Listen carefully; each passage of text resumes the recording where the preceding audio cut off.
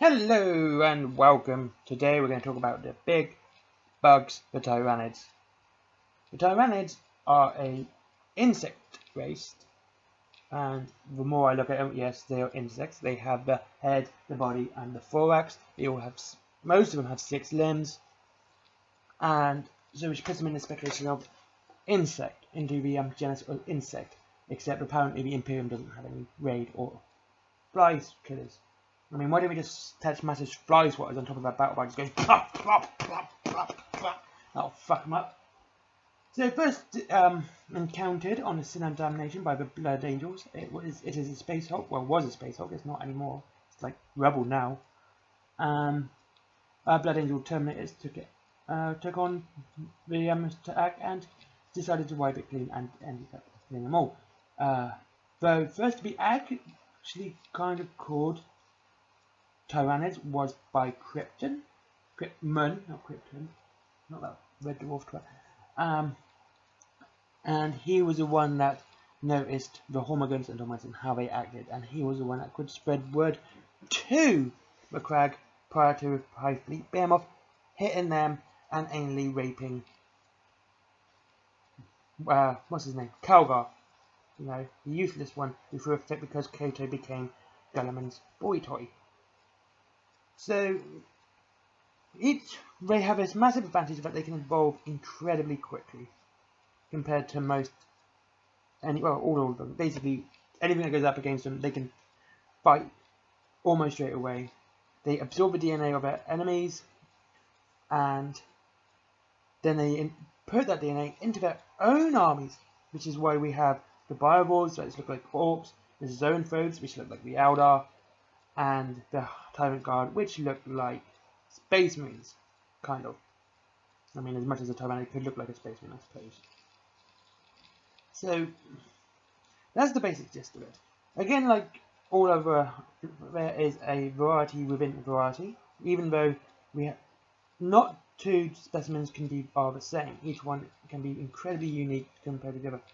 Where a Hive Tyrant of High Fleet Behemoth would be considerably different from that of High Fleet Kronos, and again with Hydra and Tiamat.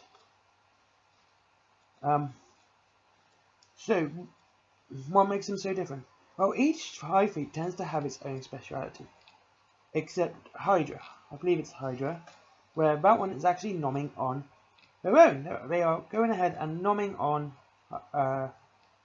Tyranids themselves. Well, no one actually kind of knows why. My speculation is, and this is mine, which is not one I've actually heard much of, is that with the Tyranids coming from all different sets, humans also are going to be as different from each part of the galaxy as the Orcs are going to be different, and the Space Marines up on the Nihilus are going to be different from those in the southern half. So it is there retaining information, gathering information. So, and that's it. So this is what my opinion is, that Hydra is there to get all the information in one big database, so they can attack anyone. So they're kind of coping with trying to get everyone. So they've got the whole thing. And Kraken, Hydra is going to be the main source of information. They're going to have information on every type of human, every type of Space Marine, every type of Orc, no matter who. And that's my opinion.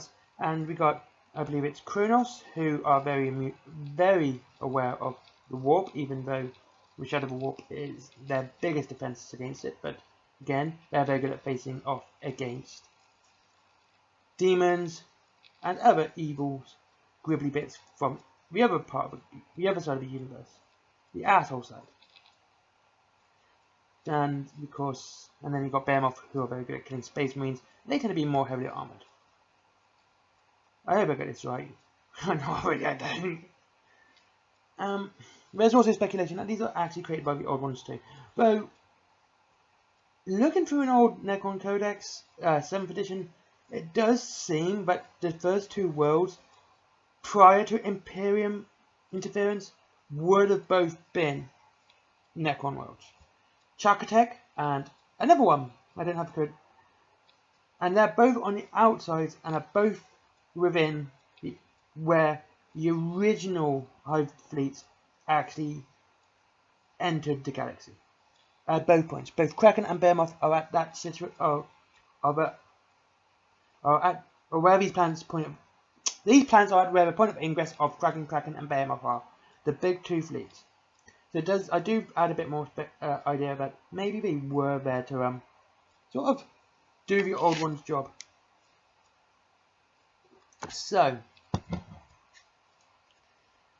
secondly, while we're talking about Tyranids, we've got to talk about each of the type of organisms. You have the Vanguard organisms, which are the lictors and the gene stealers. They're the ones who go up front, they're the spies, and they can kind of work on their own. They don't need the hive mind to do what they need to do. They're the loners, the autistic ones. They're like, leave me alone. I'm going to look at this gene here, and they tend to be far more deadly and have great camouflage, either by using camouflage or conversion's good. They can convert the humans to their cause as well. That's the gene stealers who would do that. They would impregnate through the back of the head, and allow the hive mind to get connection that way. At the start, the beacon is quite weak, and the psychic attack is quite weak, so it only sort of affects those nearby. And that way, once it grows and more cultists become, the beacon gets stronger and stronger until it reaches out to the Tyranids themselves, but usually via a patriarch or a broodlord. The next ones are the artillery biomorphs. These tend to be more like the bioforms, idiot. These tend to be more like the biovores, the big cannons, the ones that can do absolutely amazing amount of damage because they're just, well, living cannons. There you go. Then we also have the the sky swarms. These are obviously the flyers, like the gargoyles, and the hydrones and the harpies. So these would darken the skies with the amount they would be there. And finally, we're going to talk about today is the synapse creatures.